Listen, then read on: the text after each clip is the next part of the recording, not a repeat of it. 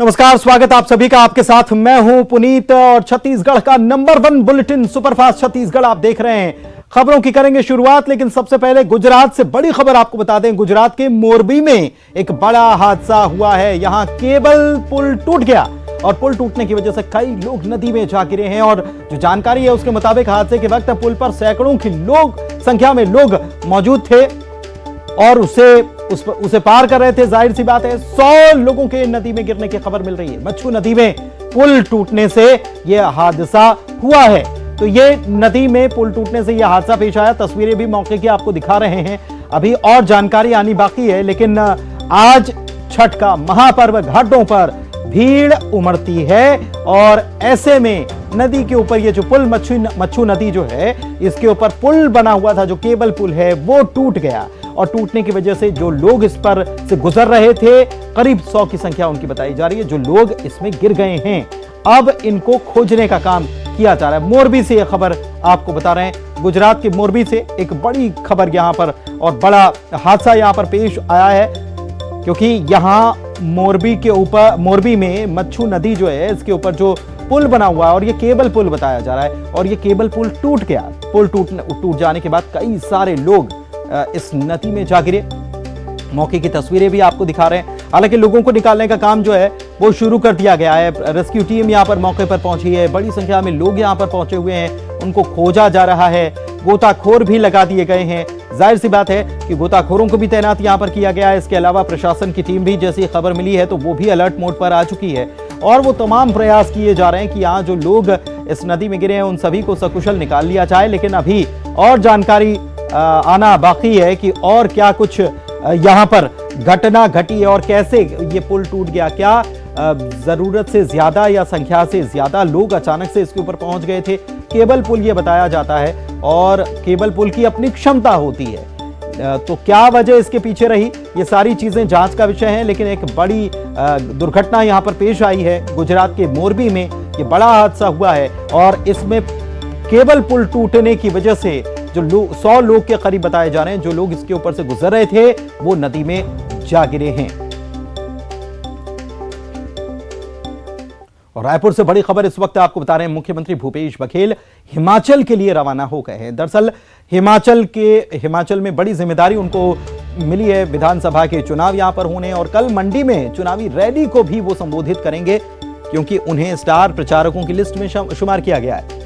प्रियंका गांधी के साथ वो चुनावी रैली में शामिल होने वाले हैं। गुजरात में समान नागरिक संहिता लागू करने पर भी बयान है। बीजेपी के पास अब कुछ करने को बचा नहीं है। सीएम ने आम आदमी पार्टी पर भी निशाना साधा और आम आदमी पार्टी का कोई सिद्धांत नहीं है, ये भूपेश बघेल कहते हुए नजर आए। हर राज्य के हिसाब से आम आदमी पार्टी अपना सिद्धांत बदल लेगी। ये जब चुनाव आते हैं ना, तो इस प्रकार की बात करते हैं। आम आदमी पार्टी में, लेकिन वो समान नागरिक संहिता पूरे सिर्फ एक राज्य में कैसे होगी, तो पूरे देश की बात है। इसीलिए कह रहा हूँ कि अभी इनके पास कोई मुद्दा बचा नहीं है, तो इसलिए ये उठपटांग, चाहे वो आम आदमी पार्टी हो। आम आदमी पार्टी पहले गांधी टोपी लगाए थे, अन्ना हजारे के लिए आए। अब जब पंजाब सरकार बनी तो गांधी जी हटा दिए। और जब गुजरात गए तो तस्वीर किसका लगाया था पंजाब में। कहा जाए कि इस प्रकार से बार बार जो रंग बदलते हैं, या तो गिरगिट बदलता है या बहुरूपिया बदलता है, तो इस प्रकार के काम केजरीवाल को दिखाई दे रहा है। और आइए अब बात करते हैं छठ पर्व की अद्भुत छठा की।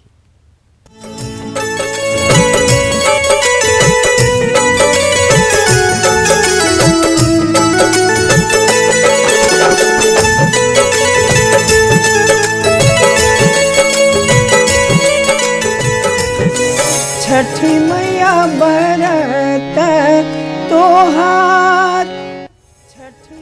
छठी मैया की महिमा अपरंपार है, तभी तो लोक आस्था के इस महापर्व पर सूर्योपासना का पर्व जो कहा जाता है, आज घाटों में आज तीसरा दिन आज है इस पर्व का। और घाटों में लाखों की संख्या में लोग आज डूबते हुए सूर्य को अर्घ्य देने के लिए पहुंचे थे, सूर्य उपासना करने के लिए पहुंचे थे। छत्तीसगढ़ में भी महापर्व को धूमधाम से मनाया गया। यहाँ खास तैयारियां यहाँ पर की गई। आज शाम को डूबते हुए सूर्य को छठ व्रतियों ने अर्घ्य दिया और अब कल सुबह उदीयमान यानी उगते सूर्य को अर्घ्य दिया जाएगा। इसके साथ ही छठ व्रतियों का 36 घंटों का निर्जला व्रत समाप्त होगा। उसका पारण किया जाएगा। घाटों पर मेले जैसा नजारा नजर आया। सभी घाटों पर छठ गीत गुंजायमान रहे। आपको टीवी स्क्रीन पर हम अलग अलग जगहों की तस्वीरें दिखा रहे हैं। छत्तीसगढ़ के अलग अलग जिलों में भी क्या रौनक यहां नजर आई, इन तस्वीरों के जरिए आप समझ सकते हैं, देख सकते हैं। दुर्ग, रायपुर, मनेन्द्रगढ़, अंबिकापुर, कोंडागांव, कोरबा, मुंगेली, बिलासपुर, रायगढ़ और सूरजपुर, इन सभी जगहों पर अद्भुत छठ के पर्व पर देखने को मिली और छठ पूजा धूमधाम से की गई। बिलासपुर की तस्वीरें आपको हम दिखा रहे हैं, जहां पर बड़ी संख्या में श्रद्धालु, छठ व्रती और उनके परिवारजन जो हैं, सब एक साथ लोक आस्था के इस महापर्व को मनाने पहुंचे। और पर्व की खासियत यह है कि केवल एक व्रती नहीं, इसमें पूरा परिवार साथ होता है। पूरा परिवार व्रती का सहयोग करता है और इसीलिए इस छठ के पर्व की महिमा अपरंपार कही जाती है, क्योंकि इसे लोक आस्था का पर्व बताया जाता है, कहा जाता है। सूर्योपासना का पर्व है, प्रकृति पूजा का पर्व है और उसमें रौनक घाटों पर जो नजर आती है, अद्भुत छटा यहां देखते ही बनती है। भाव विभोर कर देने वाला दृश्य घाटों पर नजर आता है और जो साक्षात देव हैं, सूर्य देव, उनकी उपासना की जाती है। और ये एकमात्र ऐसा पर्व कि अस्ताचलगामी यानी डूबते सूर्य को भी अर्घ्य दिया जाता है, जिसमें अपने आप में कई संदेश छिपे हैं। पूजा जो है वो अब शाम को डूबते हुए सूर्य को अर्घ्य दिया गया और उसके बाद कल सुबह उगते हुए सूर्य को अर्घ्य देने के बाद इस पर्व की समाप्ति होगी। क्या कुछ ये पर्व है, हम बातचीत करते हैं जो व्रतधारी हैं, जिन्होंने 36 घंटे का निर्जला व्रत रखा है, उनसे बातचीत करते हैं। आप लोगों ने व्रत पहली बार रखा या इससे पहले भी रख चुके हैं? जी, हम पहले भी रख चुके हैं, पहले भी आ चुके हैं। यहाँ पे बहुत सालों से आते हैं और बहुत अच्छा व्रत माना जाता है छठ पूजा का। बहुत सारी सबकी मनोकामना पूरी होती है जो है, इसलिए हम लोग बहुत इस पूजा को मानते हैं, छठ पूजा को। 36 घंटे से आप लोग उपवास रह रही थी, अभी क्या कुछ किया है और कल सुबह क्या कुछ होगा? कल सुबह हम उगते सूरज को जल देते हैं, उगते सूरज की पूजा करते हैं। अच्छा लगता है, अच्छा व्रत होता है जो है। और हमारे साथ और भी कुछ लोग हैं, उनसे बातचीत करते हैं। आपने भी पहली बार रखा है व्रत या इससे पहले भी रखा? इससे पहले भी छठ का व्रत रखा है और ये सूर्य उपासना का हिंदू सनातन धर्म में बड़ा महत्व है इस पूजा का। उगता हुआ सूरज को अर्घ देना ये बताता है हिंदू धर्म में कि जो अस्त होगा वो उदय भी होगा। और ये 36 घंटे के व्रत में इसी मान्यता को सूर्य भगवान को अर्घ देके दिया जाता है। कल के दिन इस उगते हुए सूरज को दिया जाएगा। और छठी मैया करें कि जितने भी छठ व्रतीधारी हैं, जितने भी लोग हैं, सबके घरों में शांति समृद्धि प्रदान करें और सभी की मनोकामनाओं को पूर्ण करें। ये एक ऐसा व्रत है जिसमें कि संदेश छिपा हुआ है कि डूबता हुआ सूर्य जो है वो कल का नया सवेरा लेकर आता है। कुछ इसी बात को ध्यान में रखते हुए छठ व्रती जो हैं यहाँ पर पहुँचे हुए हैं, डूबते हुए सूर्य को अर्घ्य दिया है और कल सुबह उगते हुए सूर्य को अर्घ्य देने के बाद इस उपवास का समापन होगा। विनोद कुशवाहा, न्यूज़ 18, बिलासपुर। तो बिलासपुर में कितना उत्साह नजर आया, कितनी तैयारियां थी, ये तो आपने देखा।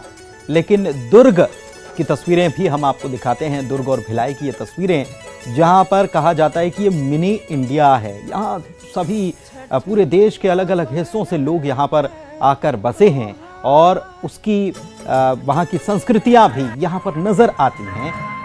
इस लिहाज से यहाँ आप दुर्ग में देखेंगे तो यहाँ अद्भुत छटा देखने को मिलती है। छठ के पर्व पर बड़ी संख्या में उत्तर भारत में जो ये पर्व मनाया जाता है, खास तौर पर उत्तर भारतीय यहाँ पर अपने काम के सिलसिले में यहाँ पर रहते हैं, उनका परिवार रहता है। और ऐसे में यहाँ भी घाटों पर खास इंतजाम न केवल किए गए, बल्कि बड़ी संख्या में लोगों ने भी अपने स्तर पर इंतजाम भी किए और छठ पर्व को बड़े धूमधाम से आस्था के साथ मनाया। अस्ताचलगामी सूर्य भगवान को अर्घ्य दिया।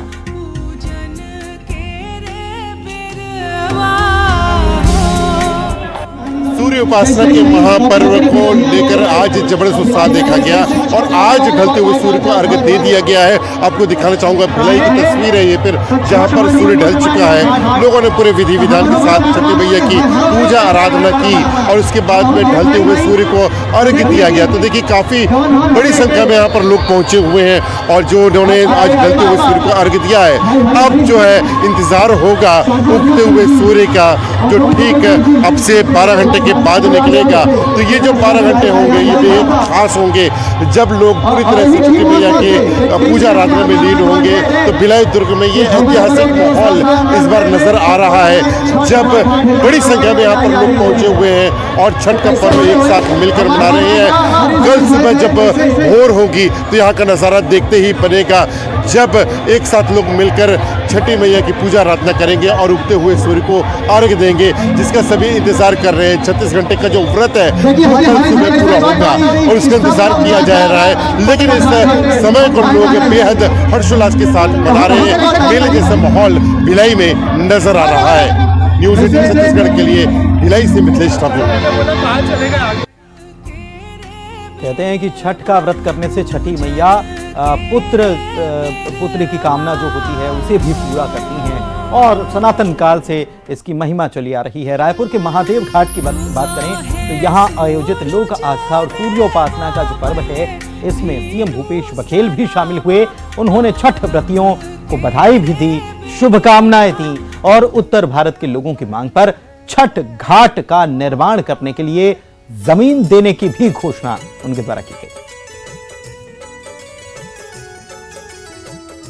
ये दूसरा राज्य है बिहार के बाद जिसमें छठ पर्व की छुट्टी, शासकीय छुट्टी मिली हुई है और इससे निश्चित रूप से ये जो छठ पर्व का हमारे छत्तीसगढ़ में महत्व बढ़ जाता है। छत्तीसगढ़ में छत्तीसगढ़ की संस्कृति को बढ़ाने के लिए जहां हमने काम किया, वहीं जो उत्तर भारतीय लोग हैं उसके भी पर्व को यहाँ उतना ही सम्मान हम दे रहे हैं।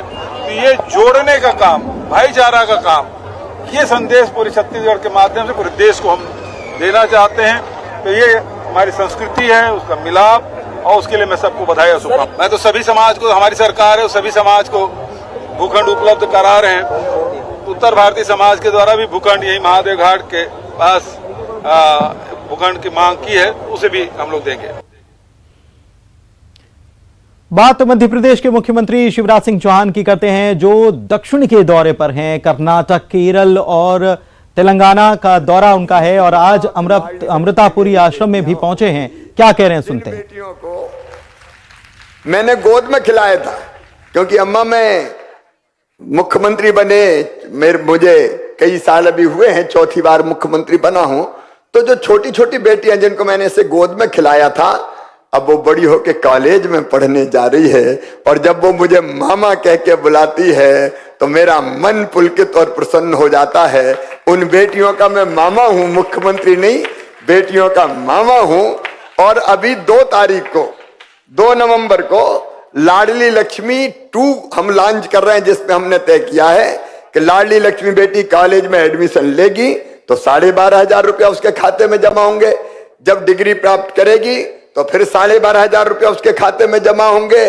और मेडिकल कॉलेज में, इंजीनियरिंग कॉलेज में नीट के माध्यम से, जेई मेंस के माध्यम से अगर उनका एडमिशन होता है, प्राइवेट में हो चाहे सरकारी में हो, और उनकी फीस कितनी भी हो, 8-10 लाख रुपया साल भी होगी, तो उनकी वो फीस मम्मी पापा नहीं भरवाएंगे, मामा भरवाएगा, सरकार भरवाने का काम करेगी।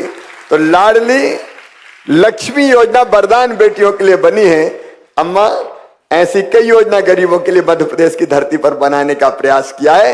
एक बार आप आके आशीर्वाद हमको दीजिए, जनता को दीजिए, ताकि इन योजनाओं को ढंग से लागू कर सकें और अमृत श्री जैसी योजना और हम चालू कर सकें।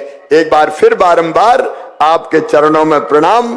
आपके दर्शन करके जीवन धन्य हुआ। सचमुच में मन आनंद से भरा है, प्रसन्नता से भरा है। ऐसा लगता है कि अम्मा को देखते ही रहो, अम्मा को छूते ही रहो, अम्मा के चरणों को स्पर्श करते रहो। एक बार फिर आपको प्रणाम करते हुए, आपसे आशीर्वाद मांगते हुए मैं अपनी बात समाप्त करता हूं। बहुत बहुत धन्यवाद, प्रणाम, नमस्कार।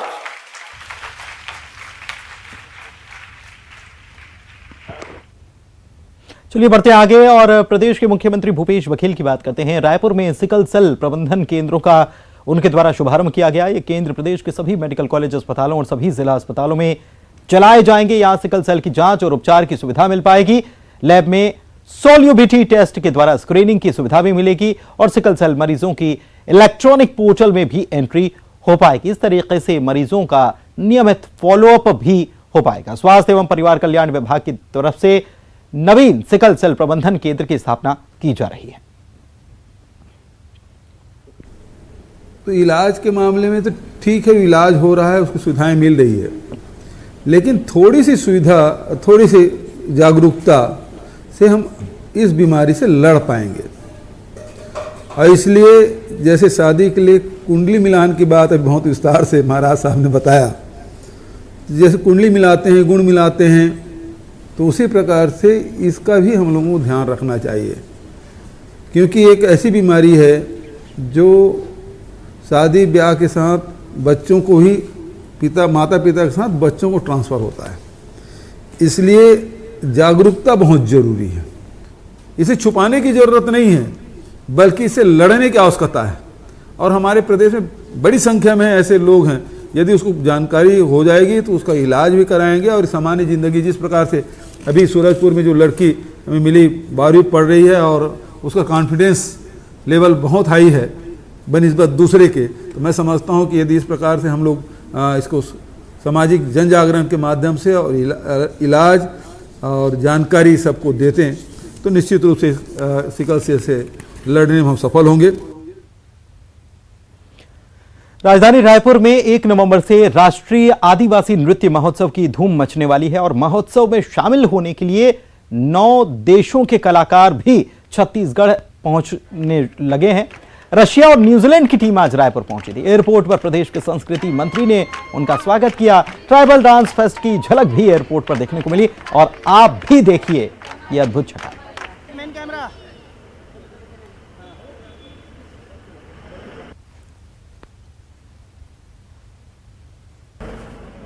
डायरेक्ट फ्रेम दिया हुआ है, आप डायरेक्ट उठा लीजिएगा ना, वो लेते